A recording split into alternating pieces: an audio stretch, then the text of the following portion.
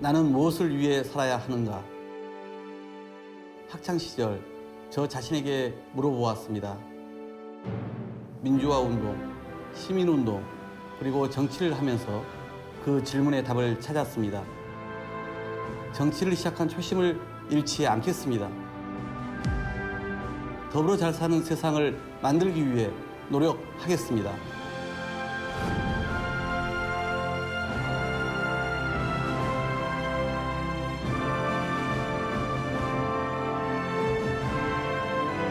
안녕하세요. 국회의원 박홍근입니다.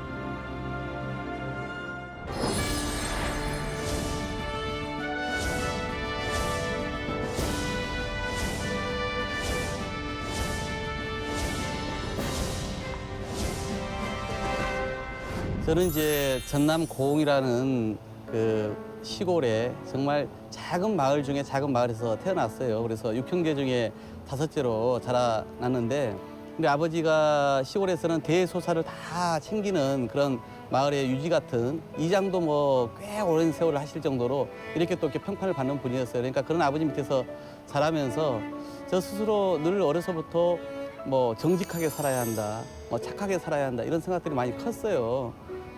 제 옆집에 저보다 1살 많은 그런 친구가 소아마비 걸려서 당시에는 실체도 없었기 때문에 목발을 짚고 다녔잖아요. 그 친구의 가방을 누가 시켜서가 아니라 제가 거의 9년 동안 그 아이의 가방을 메고 저는 제 가방을 들고 이렇게 해서 등하굣길을 같이 다녔어요. 그러니까 그 뭐 동네 분들이 그래서 그냥 저에 대한 인상이 그냥 착한 아이 이런 게 어려서부터 꽤 있었고요.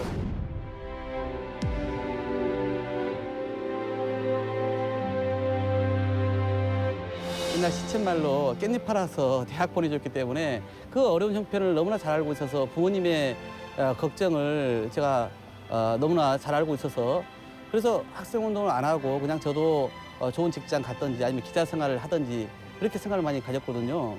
근데 이 안에서 저에게 외치는 그런 양심의 소리라고 해야 될까요? 이걸 제가 피해갈 수가 없더라고요. 5월 하순에 이제 망월동에 있는 5.18 묘지를 가서 산자와 죽은 자에 대한 고민을 많이 했어요. 저 사람들은 왜 죽었고 나는 왜 살아있는지, 저 사람들은 무엇을 잘못했길래 지금 죽은 채 저기에 묻혀있는 거고 나는 뭘 잘했다고 지금 이 현장에 서 있는 건지, 이런 고민을 많이 했거든요. 그러면서 야, 이게 역사가 뭐고 인간이 무엇이고 삶이 무엇인지 이런 고민을 좀 하기 시작했어요.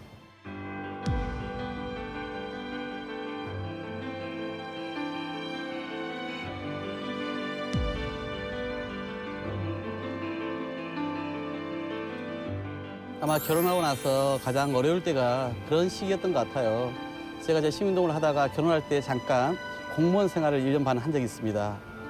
그래서 아내가 그때는 되게 좀 편안해했죠. 근데 제가 아무래도 공무원 생활이 안 맞아요. 그래서 1년 반 정도 하다가 제가 다시 어디 직장 생활을 잠깐 거치면서 시민단체로 복귀를 합니다.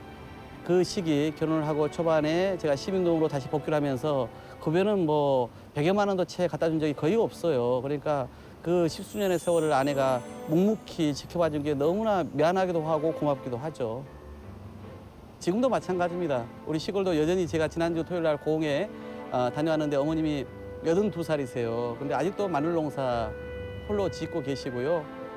그리고 저도 마찬가지로 뭐 아마 국회의원 재산 순위에서 밑에서 손가락 5번째 아마 꼽힐 정도로 정말 20평 초반대의 아파트, 그것도 대출 한 50% 끼고, 그래서 그렇게 살고 있기 때문에 그런 데 있어서는 제가 좀 그런 뭐랄까요, 남들을 너무 부러워하지도 않고, 그리고 그냥 원래 가난한 사람이기 때문에 그렇게 맞춰서 살면 된다, 규모의 경제를 이렇게 생각을 하고 있기 때문에 크게 그게 불편하다고 생각하고 있지는 않습니다.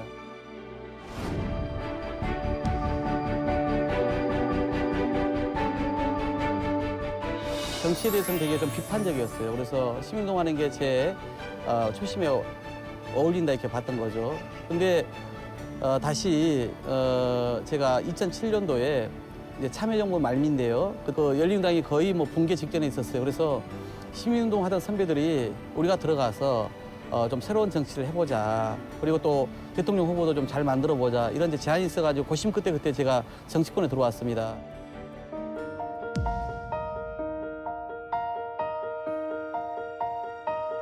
무슨 낙하산을 타고 또는 무슨 전략공천을 받아서 또는 무슨 비례대표로 국회를 시작한 것도 아니고 그냥 결혼하면서 꾸준하게 살던 사람이 이웃들하고 관계를 맺고 지역에서 활동을 하면서 그래서 기회가 왔을 때 제가 그 기회를 놓치지 않고 밑에서부터 정말 실력으로 뚫고 나온 장면을 우리 지역에서도 봤고 또 중앙당에서도 본 거잖아요. 그래서 자신감이 생기더라고요. 그래서 정치라고 하는 것이 이렇게 원칙을 가지고 정도로 가면 되는구나 이런 자신감이 그때 생겼어요. 어려운 길을 선택했지만은 학생운동을 했고 배고픈 생활이었지만 시민운동을 했고 그리고 정치라고 하는 어찌 보면 요도 먹는 자리이지만은 이 안에서 제가 그런 진심과 실력을 닦으면서 정치를 하고 있기 때문에 이런 선택을 제 스스로 그동안 계속 해왔고 또 제가 선택한 대로 지금 일을 하고 있기 때문에 어찌 보면 저는 행복하다고 생각하고 있고 그 행복함을 저는 당연히 우리 국민들에게 우리 이 시대에 돌려줘야 될 책무가 있다고 느끼고 있습니다.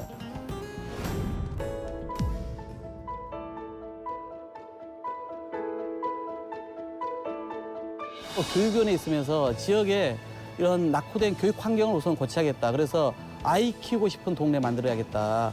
오랫동안 여기서 머물고 싶은 동네 만들어야겠다. 이 생각이 컸거든요. 그래서 사실 그 숙제를 여전히 안고 있습니다.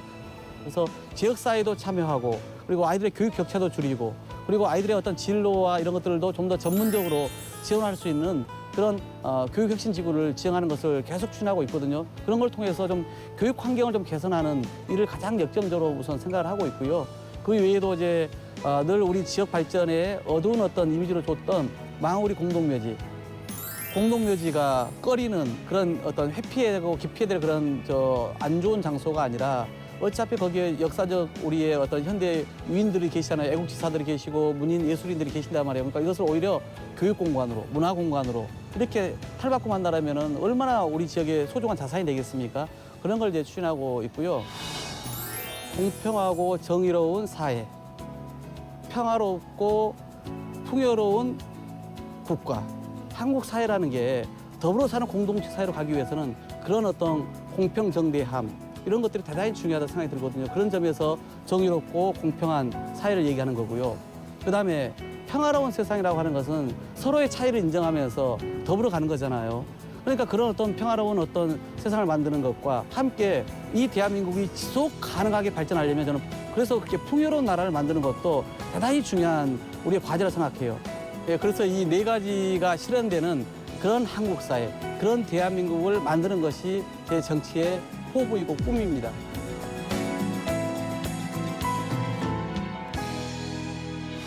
최근담에 나온 이야기인데 접인 춘풍, 임기추상, 사람을 대할 때는 봄바람처럼 그리고 나를 대하는 데 있어서는 가을 서리발처럼 우리 이웃을 대하고 다른 정치인을 대하고 국민을 대하는 데 있어서는 정말 그렇게 너그럽게 대해야 한다 생각을 하고 있고요. 그러나 공직자로서 또는 공공선을 추구하는 사람으로서는 정말 철저하게 타협 없이 자기 자신에 대해서는 그렇게 원칙을 지켜나가는 게 중요하다고 보고 있습니다.